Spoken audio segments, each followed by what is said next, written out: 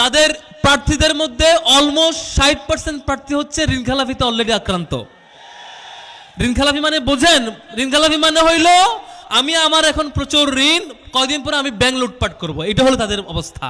ডাকসুর পক্ষ থেকে আমরা চিন্তা করেছিলাম বাংলাদেশে যারা সামনে প্রধানমন্ত্রী হইতে চায় তাদেরকে নিয়ে একটা পলিসি ডিবেট করব, মানে দুই পক্ষের দুইজন আসবে, তারা তাদের কথাগুলো বলবে। আমরা আমির জামাতকে তখন অ্যাপ্রোচ করেছিলাম আরও সপ্তাহখানেক আগে, তখন তিনি ওকে করছেন, তিনি আসবেন। ওই দিক থেকে আরেকজন যিনি আছেন সম্মানিত তারেক রহমান, তাকেও আমরা বলেছিলাম যে আপনি আসবেন কিনা, তিনি এখন পর্যন্ত কোনো রিপ্লাই দেন নাই। আমাদের প্রত্যাশা ছিল দুইজনেই আসবেন, দুইজনেই জনতার সম্মুখে বলবেন তাদের কথাগুলো। আমরা গত কয়েকদিন ধরে দেখতে পাচ্ছি তিনি সারা দেশে বক্তব্য দিয়ে বেড়াচ্ছেন। সেখানে বদর যুদ্ধের কাহিনী শুনছেন না ওনার মুখে? শুনছেন? তারপরে যেখানে ইপিজেড অলরেডি আছে সেখানে গিয়ে বলছেন যে ইপিজেড তিনি করবেন, শুনছেন না?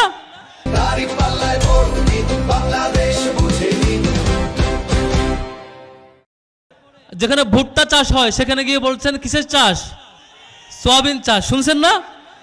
এই যে ভয়াবহ অবস্থা, আমি আশাবাদী ছিলাম পার্সোনালি যে হচ্ছে অন্তত তিনি বাংলাদেশ নিয়ে স্টাডি করে আসছেন, যে তিনি বাংলাদেশের সামনে হাল ধরতে চাচ্ছেন এবং সেই অনুযায়ী তিনি পলিসি নেবেন। তিনি যশোরে গিয়ে বললেন যে চিনিকল যেগুলো বন্ধ হয়ে গেছে সেগুলো তিনি চালু করবেন, অথচ ওখানে চিনিকলই ছিল না।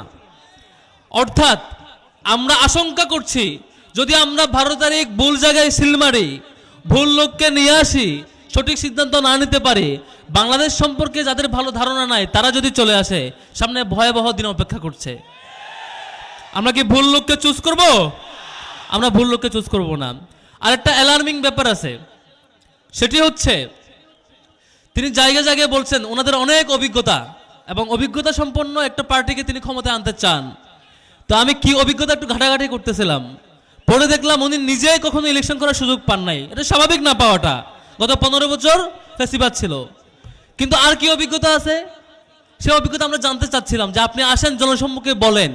এখন পর্যন্ত সেই জিনিস আমরা লক্ষ্য করি না, এখন পর্যন্ত পারি নাই। বাট এখনো আমি আশাবাদী আপনারা আপনাদের দলের প্রধান নিয়ে আপনার প্রতিপক্ষ দল যারা আছেন যেদিন সাহস করতে পারবেন পারস্পরিক ডিবেট করে আপনার পলিসিটা মানুষের সামনে উন্মুক্ত করতে জানাইতে, সেদিন বুঝবো আপনি বাংলাদেশ সম্পর্কে ধারণা রাখেন এবং আসলেই শাসন করতে আপনি যোগ্য। এর আগে আমরা বিশ্বাস করতে চাই না, ঠিক না?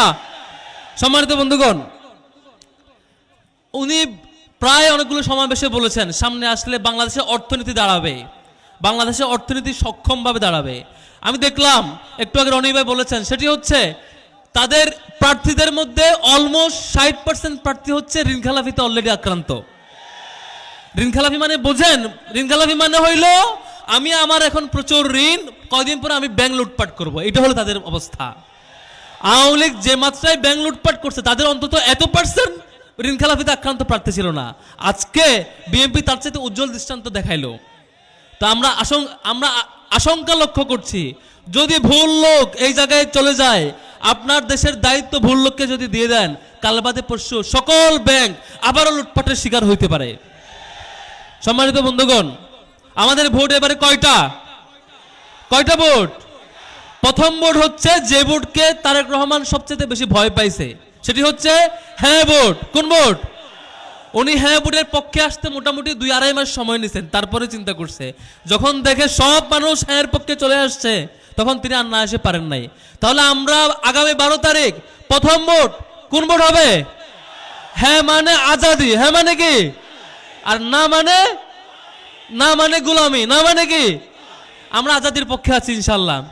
দ্বিতীয় যে ভোট সেটি হচ্ছে সবচেয়ে গুরুত্বপূর্ণ আমাদের জন্য। যদি আগামী 12 তারিখ আমরা যদি ভুল করি, সঠিক সিদ্ধান্ত না নিতে পারি, তাহলে সম্ভাবনা আছে আবারও বাংলাদেশ দুর্নীতির কলার ঘাসে পড়ে যেতে পারে। সম্ভাবনা আছে যে চাঁদাবাজি এবং লুটতরাজ এখন তারা নিজেদের উদ্যোগে করছে, নিজেরা সিন্ডিকেট করে, সেটি রাষ্ট্রীয় বাহিনী ব্যবহার করে দেশব্যাপী চাঁদাবাজকে তারা ছড়াই দিতে পারে। আমরা এই চাঁদাবাজ, এই লুণ্ঠন, এই সন্ত্রাসকে লাল কার্ড দেখাবো ইনশাআল্লাহ আগামী 12 তারিখ। পারবো তো ইনশাআল্লাহ? আপনাদের দুইটা দায়িত্ব, একটা হচ্ছে দাঁড়িপাল্লার পক্ষে আপনি নিজে তো ভোট দিবেনই, পাশাপাশি আপনার পরিচিত পারিবারিক এবং অন্যান্য কর্মস্থলে যত মহল আছে প্রত্যেকটা জায়গায় দাঁড়িপাল্লার দাওয়াতটা পৌঁছায় দিবেন। পারবেন তো?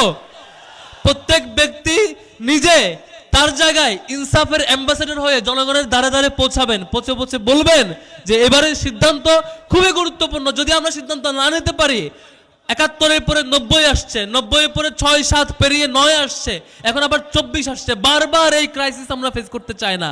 আমরা আজীবনের জন্য সুন্দর একটা ইনসাফের উজ্জ্বল দৃষ্টান্ত স্থাপন করতে চাই। পারবো তো ইনশাআল্লাহ? আমরা সেই মানুষকে ভোট দিতে চাই যিনি পিচ্চি বয়স থেকে, শিশু থেকে শুরু করে বৃদ্ধ পর্যন্ত সবাইকে আপন করে নিতে জানে।